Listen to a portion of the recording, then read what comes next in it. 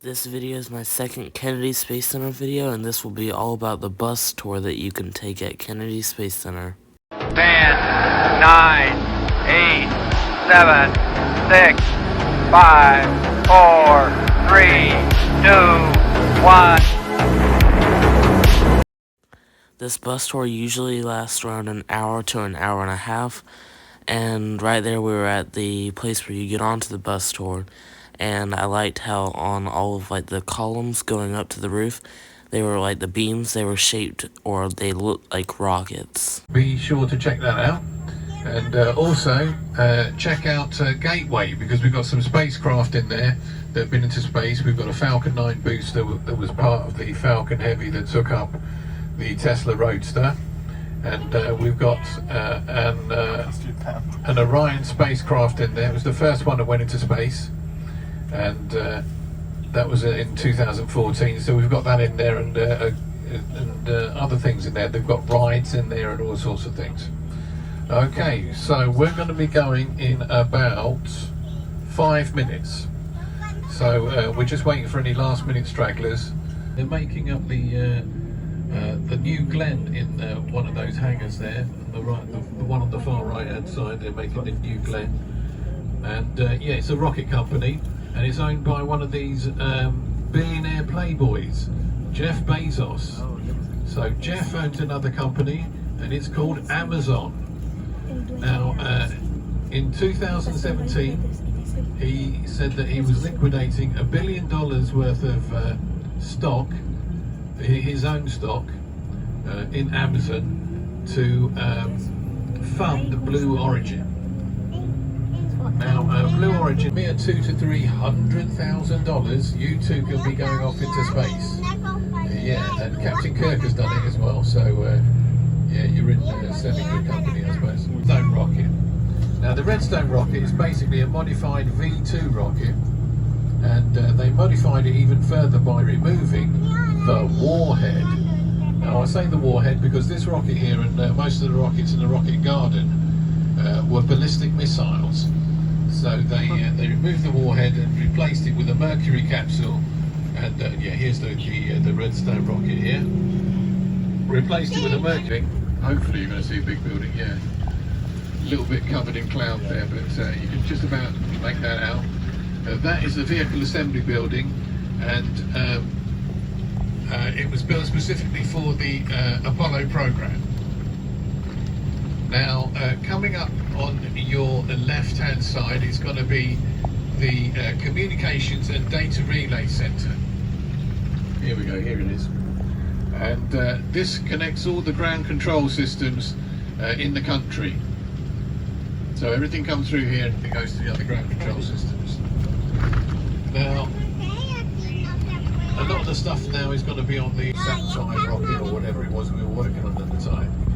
So that has since been demolished, and there's a new one now, new and improved Kennedy Space Center. If I haven't said this already, you need to be there at 11 o'clock, not 11:30, 11 o'clock.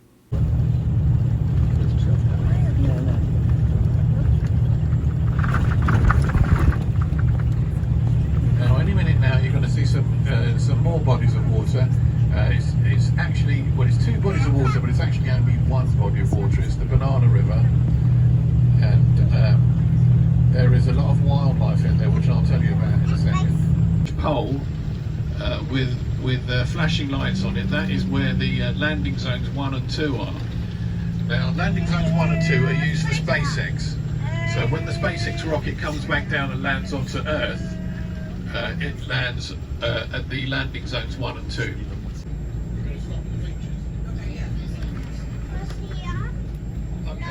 Right there was a pretty decent sized alligator just swimming along at Kennedy Space Center. Rockets on 41, but they're being phased out in place of Vulcan.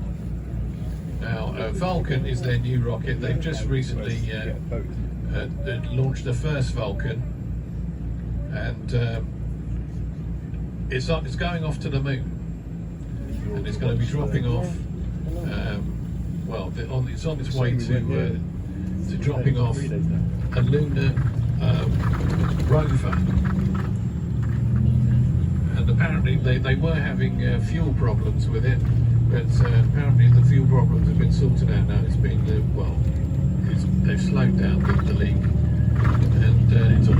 But what happened was after the disaster that was Columbia, they decided that they needed to update the orbiters. Now this was deemed to be too expensive, so they decided that after the completion of the International Space Station, that they would scrub the program. So in 2011, the ISS was completed and they scrubbed the program. So how do we get people up onto the International Space Station, you might be wondering? Well, back then, after 2011, we used to send people to Russia for 6 months to learn the language. Then they would go from Kazakhstan and go on the end of not the Vostok, the other one, from Roscosmos. They would go up on a Soyuz. They would go up on a Soyuz, going to and for that pleasure, they would charge us $90 million per person. Yeah. But now, of course, we've got SpaceX, and SpaceX are not charging us anything like that. There's more likely to be neither for the launch itself, for the whole launch. Now, SpaceX, they're going to be doing Crew 8, the 8th crew to go up fairly soon here, and so we're sending up crews once again from Kennedy Space Center. Trying to do the same thing. They're trying to launch their CST-100 Starliner to the International Space Station, but they're yet to take anybody up there, and the next launch is not going to be until probably the middle of this year. So let's see how that goes. Now, if you look after this building here, you look at this, you'll see this building has some slatted panels on it, and in there is the Orion spacecraft. Now they've got one on this end and there's one on the other end. So the Orion spacecraft is going to be part of the SLS, the Space Launch System. The wild hogs, I've seen them coming out and munching on the grass there. If you're lucky, you might see some today. The little family there. And we've got some tortoises, turtles. It's 525 feet tall, and it's one of the largest buildings in the world by volume. Awesome turkeys there, wild turkeys. Yeah, one of the largest buildings in the world by volume. There's 8 acres of space inside the vehicle assembly building. Now, to give you a bit more sense of size there, we've got an American flag up on the building there. Now, the blue field is the size of an NBA basketball court. Now, the stripes are 6 feet across, and the stars are 6 feet across, and the stripes are the width of a bus. So that just gives you a little bit more sense of scale. And on the roof there, you can fit a stadium and still have room for parking. So that's how big it is.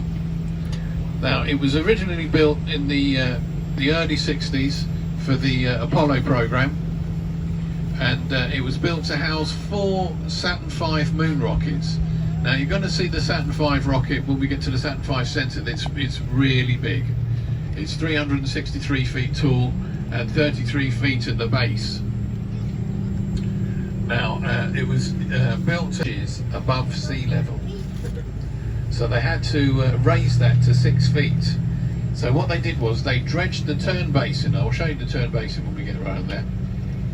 They dredged the turn basin and put everything underneath what was going to be the VAB. Then they drove in. They drilled in 4,225 steel rods, each 164 feet long, into the bedrock. And then they poured in 30,000 cubic gallons into the bedrock as well, to stabilise everything, and then it took about 6 months after that to put the building up.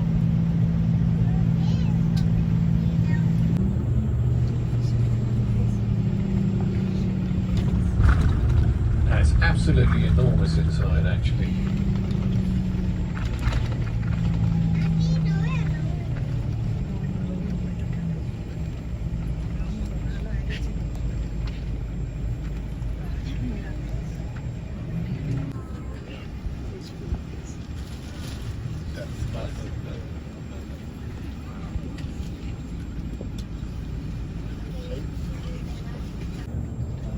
See.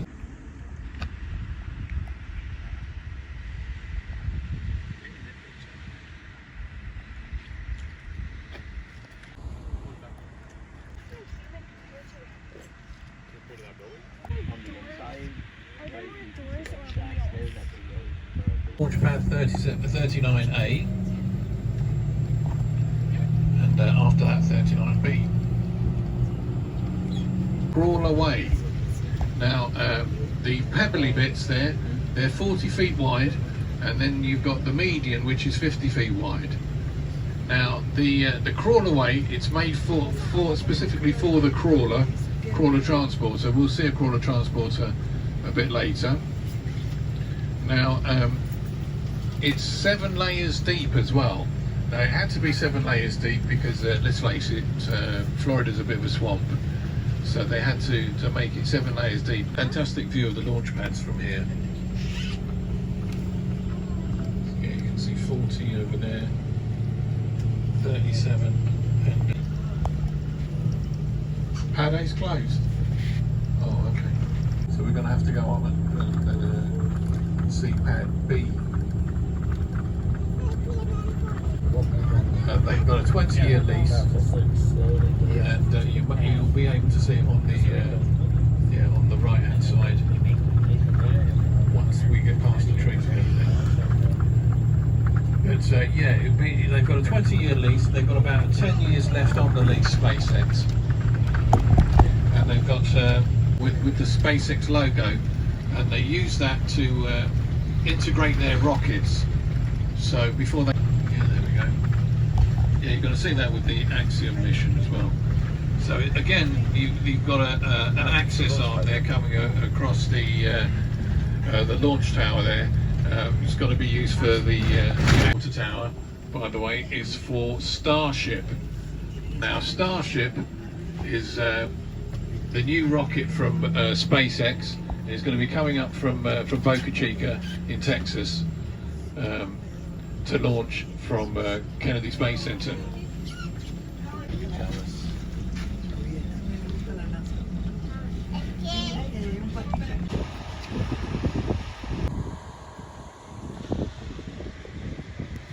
Back up onto the moon, Mars and beyond, and the Artemis program uses the SLS rocket, the Space Launch System, as their rocket to get people back up onto the moon. So it's built on shuttle technology. Now you'll notice that it has a couple of side rocket boosters on the sides, just like the shuttle, and it has an orange fuel tank, just like the shuttle. Now and it has the only thing that's different is the Orion spacecraft, which is at the top.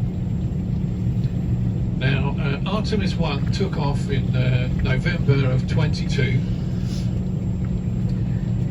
It went up, and the solid rocket boosters stayed with the rocket for about 2.5 minutes, and they were jettisoned. And then the fuel tank stayed with the Orion spacecraft, and it was jettisoned after about 6 minutes to burn up in the atmosphere. Then after that, there was just the Orion spacecraft, and it went around the moon.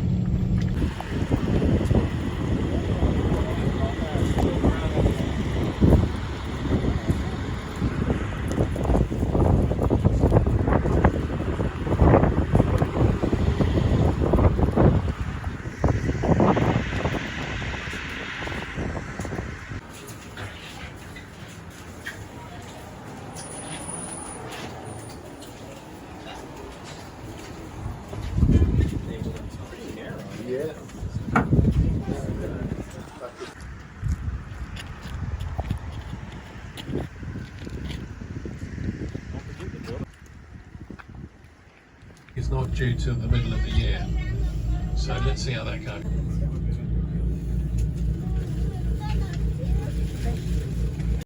The bus tour ends around lunchtime, and in the Apollo Center there is food, so you can get off, go inside the Apollo Center, and eat if you need to, and it does drop you off at the Apollo Center, like I said. But if you enjoyed this video, please consider leaving a like or even subscribing. I have more Kennedy Space Center videos on the way.